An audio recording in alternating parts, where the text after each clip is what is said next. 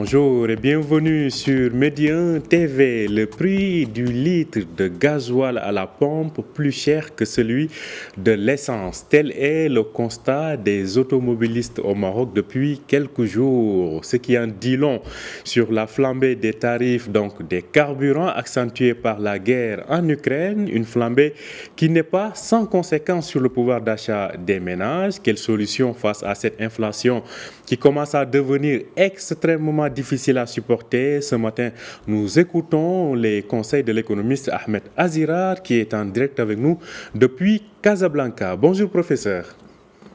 Bonjour Omar, bonjour à tes auditeurs. Alors, tout d'abord, l'essence moins chère que le gasoil ou le gasoil plus cher que l'essence. Comment expliquez-vous cela, professeur?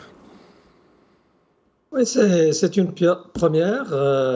Donc, à la suite de cette forte augmentation, un dirham d'un seul coup pour cette dernière, et qui nous donne cette surprise que le gasoil puisse passer au-dessus de l'essence super.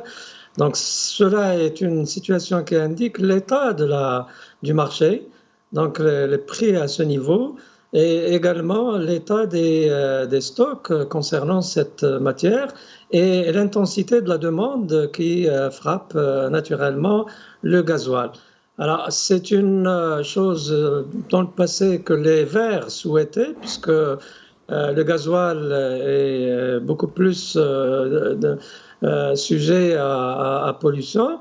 Mais malheureusement, le gasoil est aussi le carburant le plus utilisé, en particulier dans l'industrie, par les transporteurs et également par un nombre d'automobilistes qui étaient jusqu'à une date présente encouragés par le différentiel de prix d'achat des véhicules.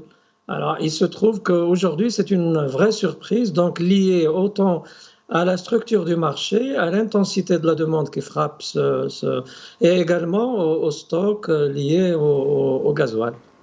Alors, est-ce que, comme vous le dites, c'est lié au stock, c'est lié à la demande, mais est-ce que l'essence aussi ne risque pas, entre guillemets, d'appuyer sur l'accélérateur et peut-être de garder ce différentiel de prix en allant vers l'hausse? Il faut qu'on s'attende à ça. Personne ne sait aujourd'hui comment le marché va évoluer, étant donné que les facteurs qui sont à l'origine de cette perturbation du marché sont toujours là. D'un côté, le refus des pays producteurs d'augmenter leur rythme de production. Deuxièmement, donc les perturbations géostratégiques avec la guerre aujourd'hui en cours en Europe de l'Est et qui touche des pays fortement producteurs et surtout la Russie, bien entendu, pays fortement producteurs mais également exportateur d'hydrocarbures en général, de gaz en particulier. Donc tout également, nous ne savons pas également comment évolue l'industrie, comment va évoluer naturellement la demande. Ajouter à cela les perturbations qui frappent toujours la logistique et le transport maritime, et le transport également des hydrocarbures.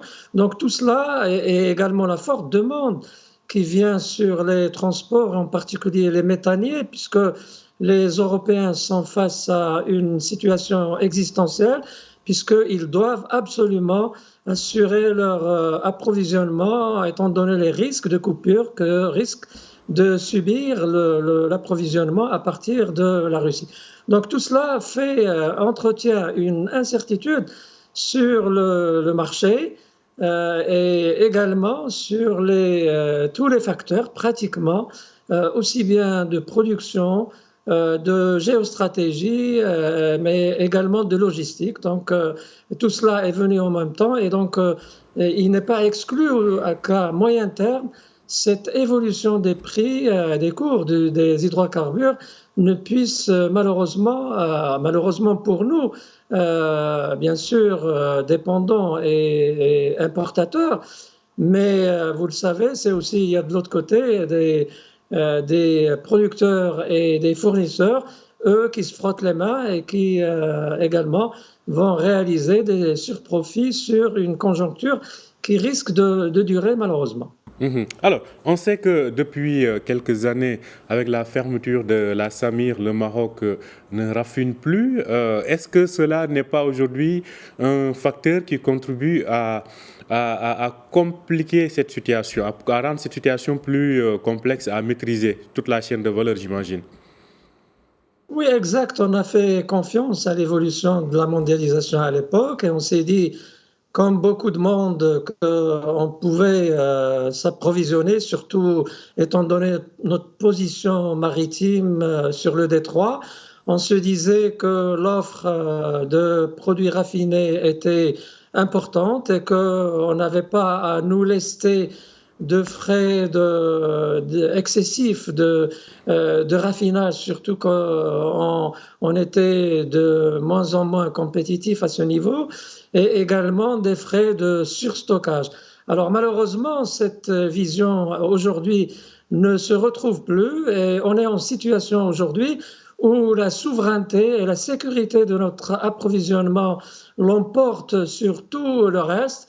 Donc il faudrait absolument aujourd'hui que l'on puisse revoir notre stratégie et de manière rapide parce qu'il y va, comme je le disais, donc d'une souveraineté, il y va d'une sécurité, surtout que l'énergie, on en est dépendant et qu'il y a un retard malheureusement sur notre programme, même s'il avance sûrement, nous avons un retard aussi sur le renouvelable. Mais on a aussi un retard sur notre transition énergétique. Donc il faudrait aussi que l'on puisse revenir aux fondamentaux, c'est-à-dire revoir cette situation de la Samir. C'était un fleuron, donc le Maroc a été très très précurseur. Juste après notre indépendance politique, nous avions adopté cette stratégie. Il faudrait aujourd'hui qu'on puisse y revenir peut-être. Si la justice, bien sûr, résout rapidement ce problème, mais surtout qu'il y a le raffinage, mais il y a aussi le stockage, la capacité de stockage dont dispose cette unité, qui aujourd'hui est éminemment utile pour que l'on puisse assurer donc un bon approvisionnement de notre pays en hydrocarbures. Et n'oublions pas que l'énergie aussi, ça touche tout le reste de l'économie, ça touche le transport, ça touche l'industrie, ça touche l'eau, ça touche l'eau aussi, parce qu'aujourd'hui, nous devons désaliniser l'eau de mer et ça demande de l'énergie. Il faudrait aussi que l'on puisse naturellement revenir à de bons fondamentaux. Alors, vous le savez aussi, il y a le nouveau modèle de développement aussi qui insiste, qui a bien vu la situation, qui insiste sur le fait que le coût de l'énergie du kilowattheure devrait baisser de 50%. Alors là aussi, donc tout ça milite, comme vous le dites, à juste titre pour que nous puissions réviser et très rapidement notre stratégie énergétique et de faire rentrer la Samir ou une autre raffinerie rapidement dans notre mix énergétique. Alors, vous l'avez évoqué tout à l'heure, l'impact sur le pouvoir d'achat des ménages, parce qu'effectivement, comme vous l'avez si bien dit, qui dit hausse des prix des hydrocarbures, avec tout ce que cela comme effet secondaire, entre guillemets, dit aussi peut-être hausse des prix alimentaires, etc. Alors, aujourd'hui, face à cette situation, quelles sont les solutions qui s'offrent au Maroc pour gérer cette situation de flambée? Vous savez, il y a l'urgence déjà. Donc l'urgence, c'est de soutenir pratiquement le pouvoir d'achat d'abord, mais également les secteurs qui sont les plus utilisateurs, donc les transporteurs. Ceci est en cours déjà. Il faudrait accélérer naturellement le débours de ces subventions et de ce soutien. Et il faudrait aussi, il est temps, dans l'urgence d'aplatir toute la chaîne naturellement du coût de ce litre de gasoil et d'hydrocarbures pour que l'on puisse voir réellement sur quel maillon de cette chaîne du coût sur qui on peut agir. Alors, vous le savez, il y a le prix d'approvisionnement. Déjà, ça, on n'y peut rien, puisque c'est le marché mondial. Il y a le transport, il y a le mix lui-même. Donc, quel mix? Gasoil, hydrocarbures, raffinés, bruts, etc. Tout ça. Puis les autres hydrocarbures. Donc, il y a donc ce coût de la logistique.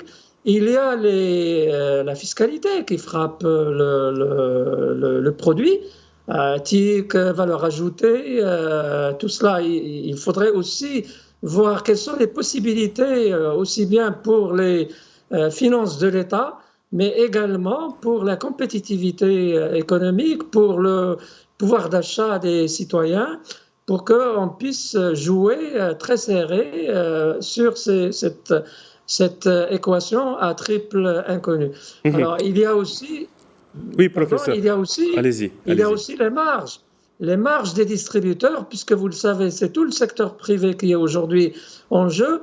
Alors, s'il faut naturellement assurer une rentabilité de ces entreprises de distribution, mais également des distributeurs, les petits, donc toutes les stations et tout ça, mais il faudrait aussi que le gain à ce niveau soit le plus logique possible. Donc il faut revoir aussi à ce niveau si les marges sont excessives, étant donné la structure de ce marché, il faudrait que le Conseil de la concurrence puisse se prononcer rapidement pour que les choses puissent être le plus rationnelles possible.